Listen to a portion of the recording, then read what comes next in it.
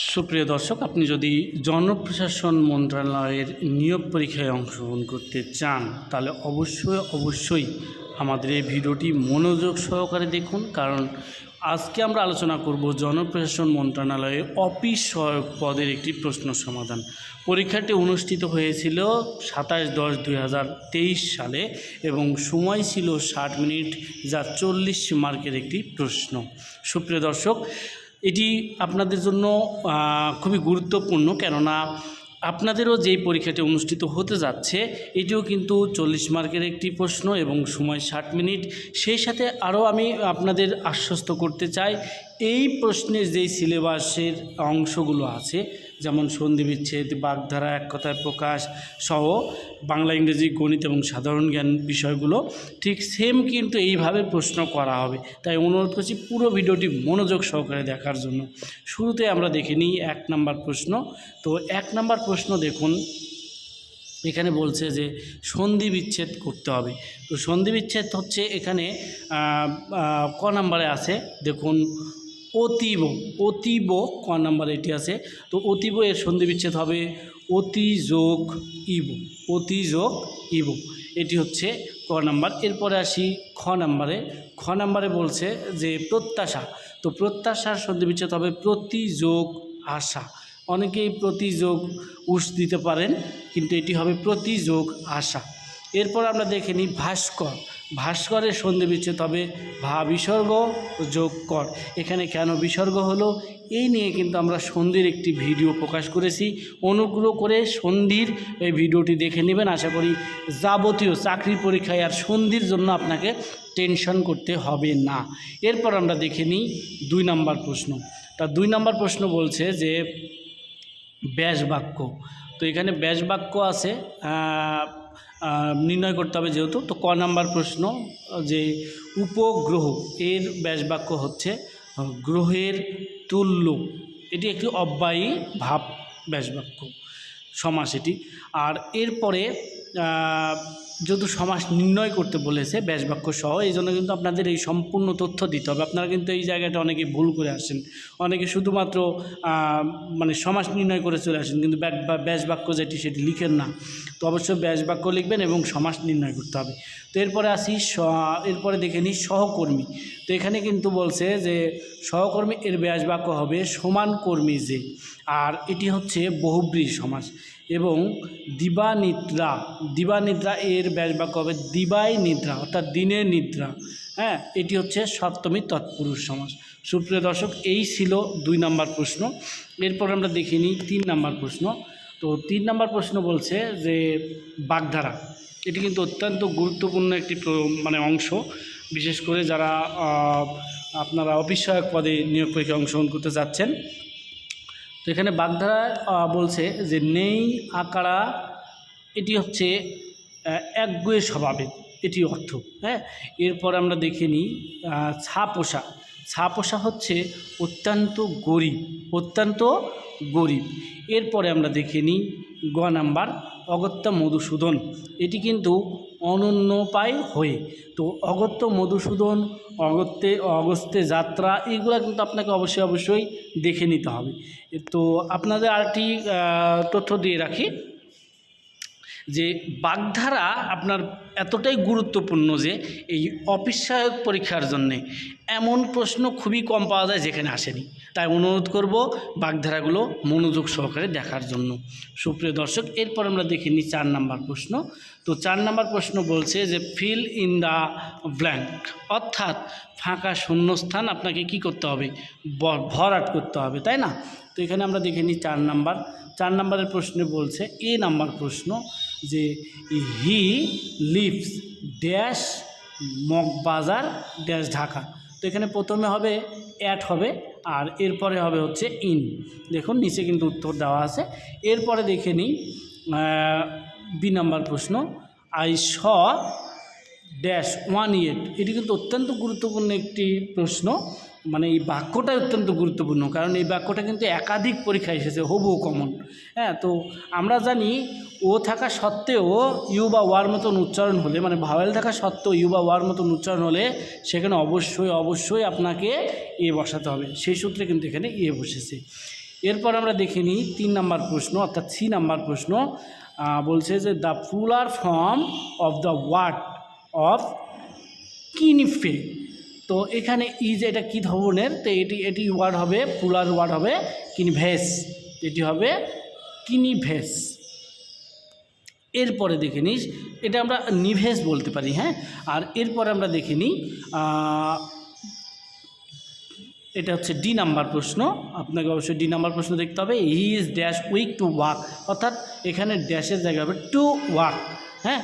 এরপরে আমরা দেখে নিই পরবর্তী 5 নাম্বার প্রশ্ন। তো 5 নাম্বার প্রশ্ন আপনাকে বলছে যে চেঞ্জ দ্য ভয়েস। ভয়েস একটা অত্যন্ত গুরুত্বপূর্ণ প্রশ্ন, এটি অনেকে ভয় করেন, তো এটি অবশ্যই বেশি বেশি প্র্যাকটিস করবেন। আর এ নাম্বার প্রশ্ন এখানে বলছে যে হু টাউট ইউ ইংলিশ। তো বাই হোম, অবশ্যই হু দিয়ে থাকলে আমরা জানি বাই হোম হয়, তারপরে ওয়ার হবে ইউ টাউট ইংলিশ। এরপরে বি নাম্বার প্রশ্ন বলছে যে he was elected president by them. এটি সঠিক উত্তর হবে দে ইলেক্টেড হিম প্রেসিডেন্ট। আর 3 নাম্বার প্রশ্ন বলছে যে দ্য কম্পোজিশন রিডস ওয়েল। তো এটা হবে the composition is read well. সুপ্রিয় দর্শক, এরপর আমরা দেখে নিই 6 নাম্বার প্রশ্ন। তো এখানে 6 নাম্বার প্রশ্ন বলছে যে make sentence with meaning, catch at, get down, run into. এগুলো অবশ্যই দেখে নেবেন। এরপরে 7 নাম্বার প্রশ্ন বলছে 7 নাম্বার প্রশ্ন বলছে দেখুন যে কোনো আসল 3 বছরের মুনাফা আসলে 5,500 টাকা হয়।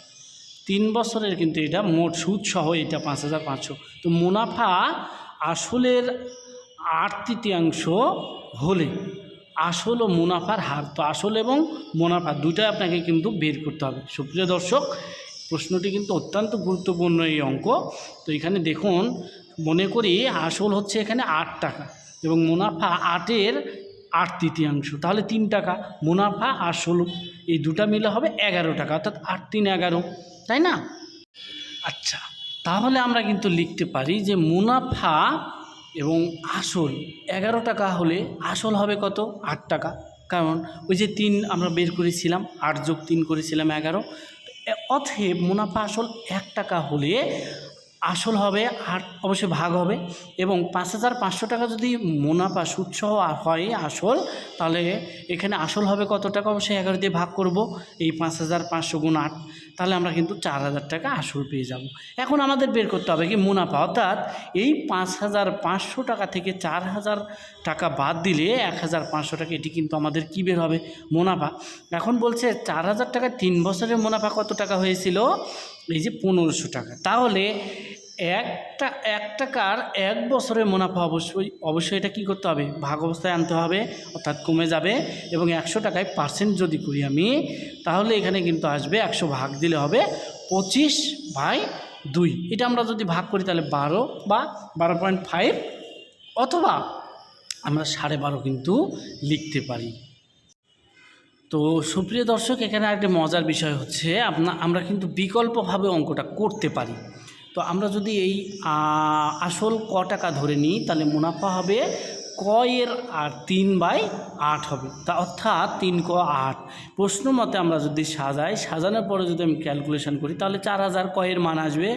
এবং এইটাকে কিন্তু আমরা কি করব, এটা যদি আমরা মানে সূত্রের আকারে লিখতে চাই, যেমন পি সমান আসল, আই সমান মুনাফা, এন সমান সময় এবং হার সমান হবে কি আর।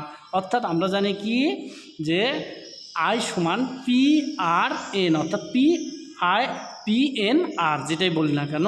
তো এখানে আরের মান আমাদের বের করতে হবে যেহেতু, তাহলে আয় অবশ্যই কী হবে? এপারে এসে ভাগ অবস্থায় হয়ে যাবে। তো এটা যখন ভাগ অবস্থায় হলো, এরপরে কিন্তু আমরা কিন্তু এটা ক্যালকুলেশন সহজেই করতে পারবো।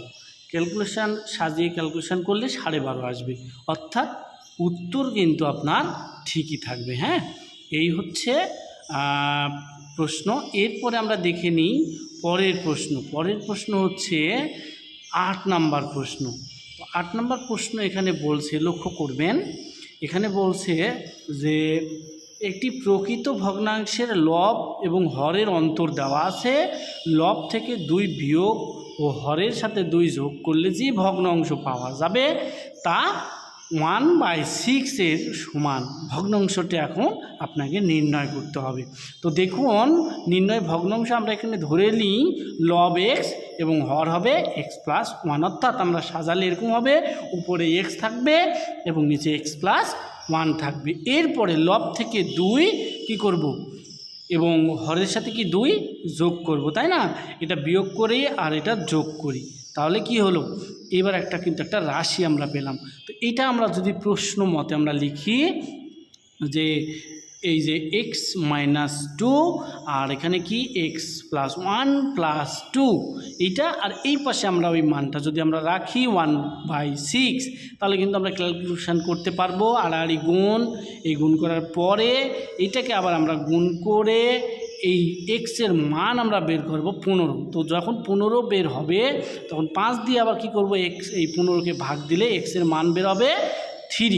তো এখানে আমাদের কিন্তু লিখতে পারি যে নির্ণয় ভগ্নাংশটি কি x/x+1, অর্থাৎ এক্সের মান যেহেতু 3, আমরা কিন্তু কি করব, এক্সের মান কিন্তু 2 জায়গাতে কি করব, বসায় দিব। তাহলে আমরা কিন্তু উপরে 3 নিচে 4, এটি কিন্তু উত্তর যা আমরা পেয়ে যাব। সুপ্রিয় দর্শক, এরপর আমরা দেখি 9 নম্বর প্রশ্ন। 9 নম্বর প্রশ্ন বলছে, দেখুন a+b+c এর মান দেওয়া আছে এবং স্কোয়ার b² c² প্লাসের মান দেওয়া আছে 83। তাহলে ab + bc + ac এর মান নির্ণয় করতে হবে। তো এটা সহজ একটি সূত্র আছে, সূত্র আমরা বসাই ক্যালকুলেশন করলেই কিন্তু 71 আসবে, যা এই প্রশ্নের সঠিক উত্তর। এটা কিন্তু আমরা বিকল্প হিসেবে আমরা করতে পারি, অবশ্যই দেখে নেবেন। তো এই পর্যায়ে আমি চাই যে 10 নম্বর প্রশ্ন, অর্থাৎ সাধারণ জ্ঞানে। তো সাধারণ জ্ঞানে যেটি আছে এখানে 1 নম্বর প্রশ্ন বলছে 10-এর ক যেটি, তো এখানে বলছে যে অসমাপ্ত আত্মজীবনী গ্রন্থের প্রচ্ছদ শিল্পী কে। যেটা প্রশ্নটা কিন্তু এখন তেমন একটা গুরুত্বপূর্ণ নয়, তো আপনাদের জানার জন্য তারপরে আমি বলছি সমর মজুমদার। এই হচ্ছে সমর মজুমদার। এরপরে আমরা দেখে নিই খ নাম্বার উত্তর। মুক্তিযুদ্ধের সময় চরমপত্র পাঠ করেন কে? সঠিক উত্তর হবে M.R. আখতার মুকুল। M.R. আখতার মুকুল। এটা কিন্তু আপনাকে দেখতে হবে, কারণ মুক্তিযুদ্ধ থেকে কিন্তু আপনাদের প্রশ্ন করা হবে। এরপর আমরা দেখে নিই গ নাম্বার, মুক্তিযুদ্ধের প্রেক্ষাপটে নির্মিত প্রথম প্রামাণ্যচিত্রের নাম কি? এটা হচ্ছে ওরা 11 জন। এরপরে ঘ নাম্বার প্রশ্ন, বাংলাদেশের সংবিধানে প্রণয়ন কমিটির একমাত্র নারী সদস্য ছিলেন বেগম রাজিয়া। এরপরে ও নাম্বার প্রশ্ন, ভেটো। তো ভেটো এর শব্দের অর্থ হচ্ছে আমি মানি না, এরকম একটা ব্যাপার। হ্যাঁ, এরপরে চ নাম্বার প্রশ্ন, নায়াগ্রা জলপ্রপাত কোন দুটি দেশের অবস্থিত? এটি কিন্তু কানাডা এবং যুক্তরাষ্ট্র এখানে কিন্তু অবস্থিত। সুপ্রিয় দর্শক, এরপর আমরা দেখে নিই 6 নম্বর প্রশ্ন বলছে 38 ডিগ্রি অক্ষরেখা কোন দুটি দেশের সীমানা চিহ্নিতকরণ রেখা? এটা কিন্তু উত্তর কোরিয়া এবং দক্ষিণ কোরিয়া। আর কম্পিউটারের GUI এর পূর্ণরূপ লিখুন। এটা হচ্ছে গ্রাফিক্যাল ইউজার ইন্টারফেস। আর 1 কিলোবাইট সমান কত বাইট? এটি 1024 বাইট। এবং প্লটার কী ধরনের ডিভাইস? এটি কিন্তু আউটপুট। তো অনেকে কিন্তু এই প্লটার কিন্তু চেনেন না, আমাকে কিন্তু অনেকেই কমেন্ট করেছেন বা এর আগেও কিন্তু জানিয়েছেন যে প্লটার কিন্তু আপনারা চিনেন না। প্লটার হচ্ছে ঠিক প্রিন্টারের মতন। প্রিন্টারে যেমন আমরা A4 কাগজ কিংবা এই ফটোকপির যে মেশিনটা, ঠিক এরকম ফটোকপির মেশিনে কত আমরা লিগ্যাল পেজ পর্যন্ত কি করতে পারি, প্রিন্ট করতে পারি। বাট প্লটারে আমরা কি বড় বড় ক্যালেন্ডার বলুন, তারপর বড় বড় যেই ছবিগুলা, এগুলা কিন্তু আমরা বা নকশা, বিশেষ করে নকশার জন্যে এই প্লটার ব্যবহার করা হয়। সুপ্রিয় দর্শক, এটা অবশ্যই কিন্তু আউটপুট মাথায় রাখবেন। তো সবাইকে ধন্যবাদ জানাচ্ছি পুরো ভিডিওটির সাথে থাকার জন্য। আর আপনাদের যদি কমেন্ট বা রেসপন্স ভালো পাই, তাহলে আগামীতে কিন্তু এই ভিডিওর আমরা কি কন্টিনিউ করব। আশা করি অবশ্যই কমেন্ট করে পাশে থাকবেন এবং শেয়ার করবেন। ধন্যবাদ, শুভকামনা রইল আপনার জন্য।